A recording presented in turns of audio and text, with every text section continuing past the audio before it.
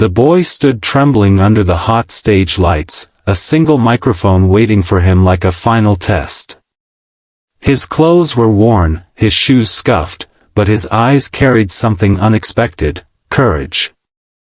Just moments earlier, he had confessed to the judges that his parents had kicked him out, refusing to believe in his dream. The audience gasped, silence falling heavy across the theater.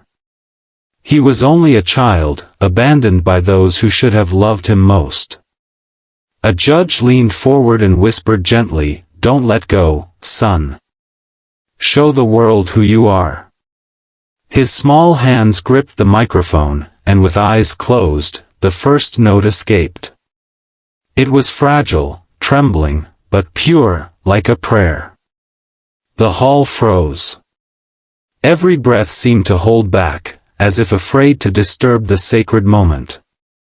His voice carried the pain of rejection and the hunger for love, yet it also carried defiance. This wasn't just a performance, it was his survival. Each note grew stronger, rising from sorrow into something unbreakable. The crowd leaned closer, hearts pounding, because they realized he wasn't just singing, he was proving that even the forgotten have a voice. And when the song ended, nothing in that hall would ever be the same again. Long before the golden lights of applause, his story was marked by hardship. He was born into a small, cramped home where laughter rarely echoed. His father worked long hours, his mother stretched every coin, but still, there was never enough. From the time he could speak, music had been his secret refuge. He hummed while washing dishes, sang softly as he stitched torn school uniforms, whispered melodies into the night. But what gave him joy only brought irritation to his parents. His father's stern voice always cut through, "Dreams don't feed us." His mother echoed the same, "This foolish singing will never give you a future." He was told his voice was worthless, and over time, his songs turned into quiet murmurs, sung only when no one could hear. Then one night, after another bitter argument, the door closed behind him. They told him to leave. No suitcase, no savings, only a guitar and a small bag. The street became his bed, strangers became his audience. He played under bridges, sang at bus stops, collecting coins that were sometimes enough for bread. And yet, his voice never broke. Music carried him when everything else abandoned him. So when he saw the audition sign, he knew, it wasn't a chance. It was destiny. The day of the audition, the theater was packed. Thousands of eyes turned toward a boy with no polished outfit, no professional training, only raw, unshaken hope.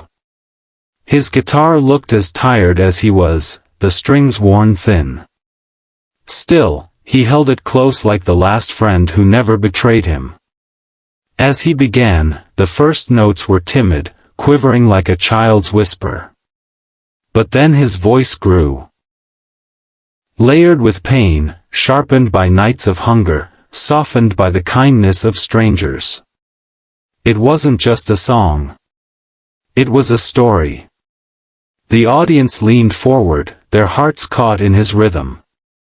A father squeezed his daughter's hand, realizing the boy's pain mirrored his own failures. A mother in the crowd whispered, "He sings like he has lived 100 years."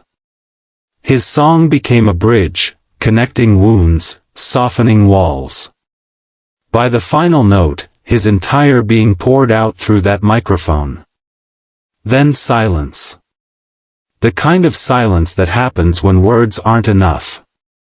And suddenly, the golden buzzer slammed. Golden confetti rained down like heaven's blessing. The boy fell to his knees, tears streaming, covering his face, not in pride, but in relief. Someone finally believed. For the first time, the world told him, "You matter." Fame came quickly, but one absence haunted him. As his performance spread across millions of screens, as his voice filled radios and stages, his heart longed for the people who never listened, his parents. Then, at a live results show, the host announced a surprise. The boy walked out, nervous, confused. The spotlight shifted, and from the shadows, two familiar figures appeared. His parents. The audience gasped, some wept instantly. The boy froze, tears rushing uninvited. His father stepped forward, his voice trembling, "We were wrong. We thought your dream was weakness. But your voice taught us strength." His mother, unable to hold back, cried openly, "We were afraid. We made mistakes. Please, forgive us."